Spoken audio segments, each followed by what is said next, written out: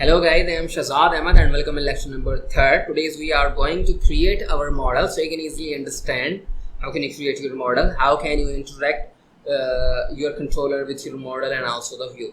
Before starting or before performing the CRUD operations, you have to familiar with the basics. So that's why I am teaching you the basics. Okay, now in the previous lectures we have created the controller and also the database with tables. So click on the app, click on the model. So now as you can see, this is the models folder. So you always keep your model in the models folder, and you always keep your controllers in the controller folder, and you always keep your views in the views folder. Make sure this is the basics or the fundamentals. Right click. Now I'm going to create a class. Make sure now I am saying my students. So you can also specify your namespace if you are using. Otherwise you can also specify your namespace after creating the file. Now okay, I have created my students. Now I'm saying extends to model. Okay, you can also use this syntax, or you can also use the namespace. So namespace, and I'm saying the models. So this is the model. Sorry,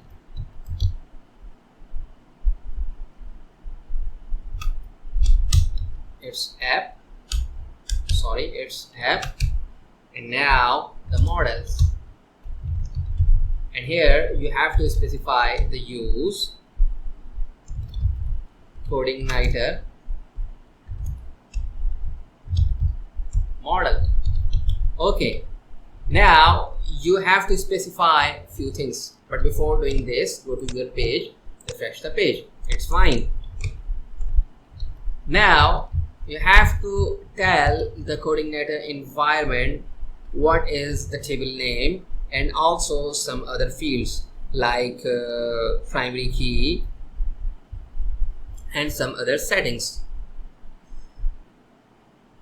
I'm saying the protected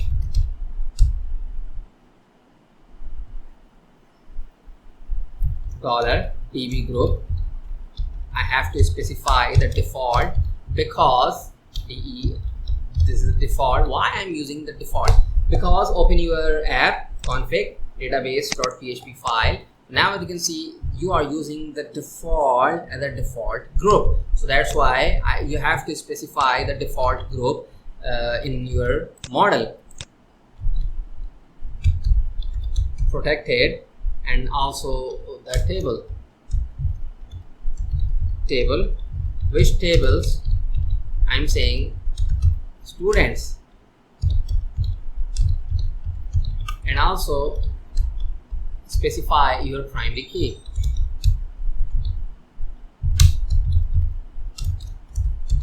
So primary key. So our primary key is SID. Make sure this is the SID.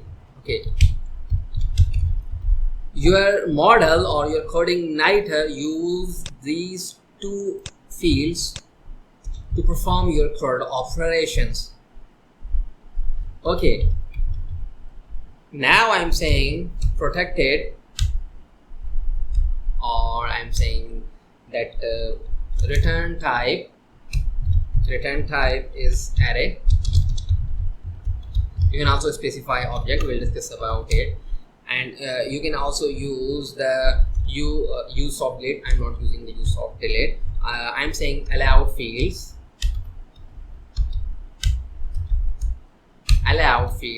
It's the array. Make sure we have created the tables. The allowed fields are s name, s date, and also the s subject. So specify s name, s date. So I think the as subject and also the s update. Why you are specifying in the allowed fields?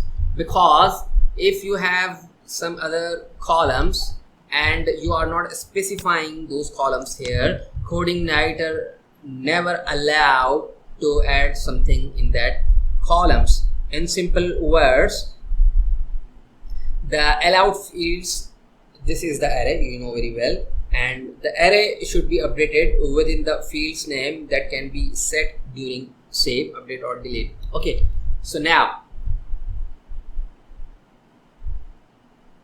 you have to specify some other things like created fields, add your column name here, and also the updated fields,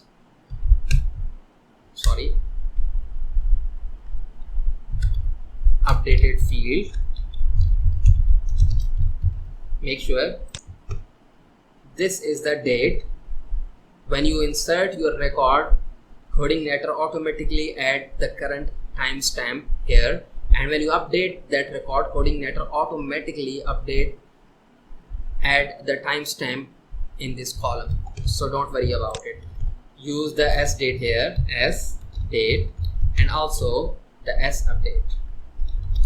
You are specifying the column here. Okay, so now you are ready to go. Go to the page, refresh the page. It's fine. Now, as you can see, it's working fine. Now, how can you access your model? So, comment this bad boy. Now, I'm saying new my student. So, the PHP Storm is added the use app model student because you are accessing your instance, or you're creating the instance of your model. Now I'm saying std, that means student. Copy this bad boy, var and now go to your page, refresh the page. As you can see, it's now working. So how can you call all the records? I'm saying find all, go to the page, refresh the page. It's giving you the 0. Why it's giving you the 0? Because open your database, you do not have any records, so that's why it's giving you the 0. Make sure you have specified that you always return the array, so that's why it's giving you the array. If you are using the object, it will give you the object. We will discuss about it, but for now it's fine. Make sure, I forgot one thing, which is use